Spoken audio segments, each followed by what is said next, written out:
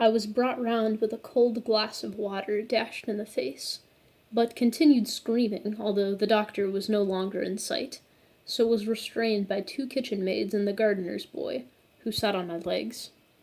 The governor's wife had sent for the matron from the penitentiary, who arrived with 2 of the keepers, and she gave me a brisk slap across the face, at which I stopped.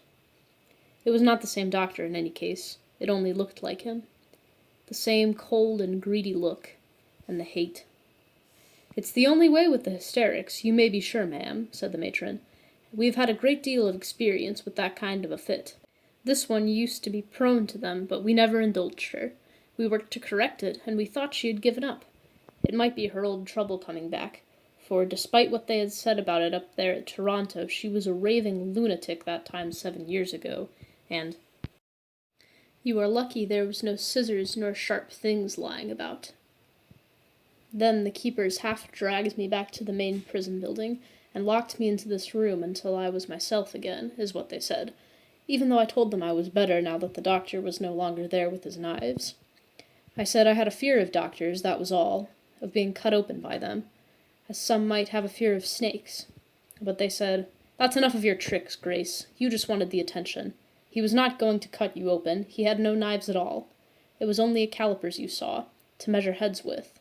You've given the governor's wife a real fright now, but it serves her right. She's been spoiling you too much for your own good. She's made quite a pet out of you, hasn't she? Our company is hardly good enough for you any more. Well, so much the worse you'll have to endure it, because now you will have a different sort of attention for a time, until they have decided what is to be done with you. This room has only a little window high up with bars on the inside, and a straw-filled mattress.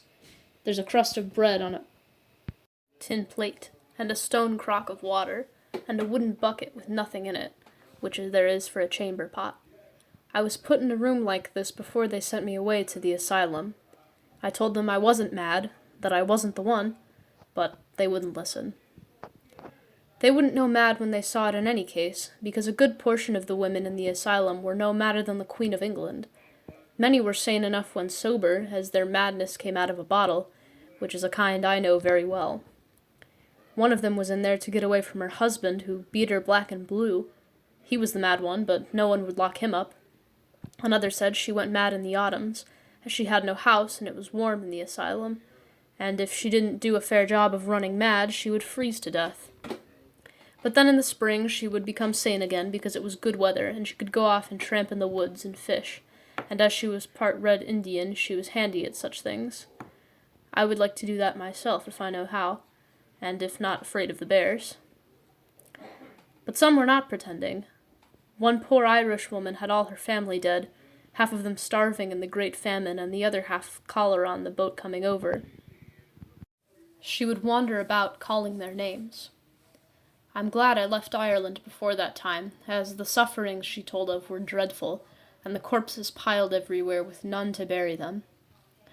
Another woman had killed her child, and it followed her around everywhere, tugging at her skirt. And sometimes she would pick it up and hug and kiss it, and other times she would shriek at it and hid it away with her hands. I was afraid of that one.